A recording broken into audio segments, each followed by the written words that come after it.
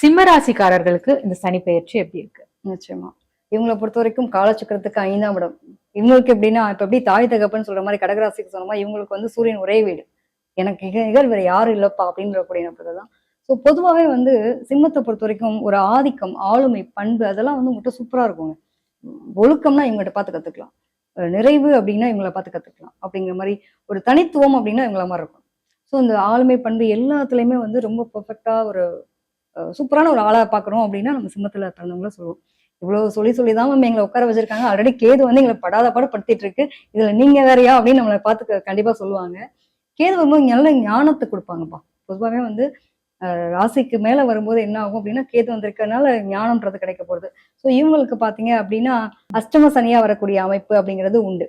So அஷ்டமத்துல சனி வருது அப்படின்னாலே பயப்படக்கூடிய நிலை தான் இல்லையா? ஏன் பொதுவாகவே வந்து எல்லாரும் பயப்படுற மாதிரி இவங்க என்னப்பா எங்களை மட்டும் வச்சு எல்லாரும் செய்றீங்க அப்படிங்கிற மாதிரி நிறைய கும்பராசி எடுத்துக்கிட்டாலும் சரி, சிம்மராசி எடுத்து வச்சு பதம் பார்த்துட்டு இருக்காங்க ராகுக்கு எதிர்க்கிறதுனால அப்படிங்கிற மாதிரி ஒரு நிலை உண்டு. ஒண்ணும் இல்லைங்க, நல்ல அனுபவ பாடுங்கள். ஸோ எப்படி இருக்க போறோம், வாழ்க்கையில என்ன மாதிரி விஷயங்கள் நான் கத்துக்கிட்டேன், என்ன லேர்ன் பண்ணியிருக்கேன், இந்த டைம் பீரியட்ல நான் என்ன பண்ணணும் பண்ணக்கூடாது அப்படிங்கிறத சொல்லிக்கக்கூடிய ஆசானா தான் வந்திருக்காங்க. ஸோ அஷ்டமத்துல வரக்கூடிய சனி என்ன பண்ணும் அப்படின்னா இவங்களுக்கு நிறைய பேருக்கு பார்த்தீங்கன்னா இந்த டைம் ஆஃப் பீரியட்ல கடன் ஏற்படக்கூடிய ஒரு காலகட்டமா இருக்கும். குழந்தைங்களுக்காக கடன் வாங்கினேன், என்னுடைய குடும்ப சந்தோஷத்துக்காக கடன் வாங்கினேன், பூர்வீகத்துல ஒரு வீடு இருக்கு அதை கட்டுறதுக்காக கடன் வாங்கினேன், பாதியில் எழுப்பிட்டேன் நின்று போச்சு அதுக்காக ஒருத்தவங்ககிட்ட போய் நின்னேன். ஒரு நான் அவமானம் அசிங்கத்தை தாங்காத ஆளு, சும்மாவே சுயகௌரவம் மரியாதைன்னு எல்லாத்திலையும் எக்ஸ்பெக்ட் பண்ணக்கூடிய ஆளு.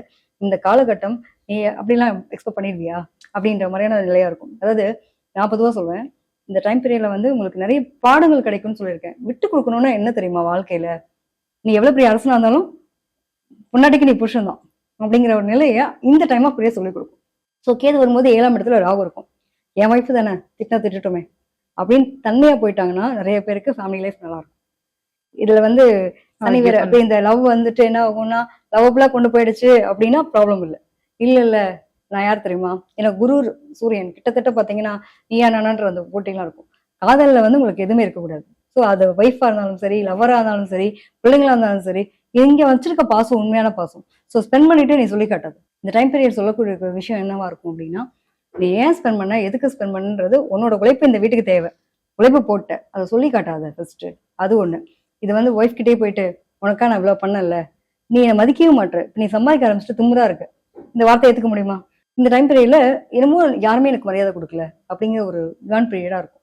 ஸோ அதை பத்தி நீங்க ஃபீல் பண்ணாதீங்க. இந்த டைம் ஆஃப் பீரியட்ல ஒரே விஷயம் என்ன அப்படின்னா, குடும்ப உறவுகள் உங்களுக்கு நல்லபடியா வேணும்னு நினைச்சீங்கன்னா விட்டு கொடுத்து பொறுமையா போறது நல்லது.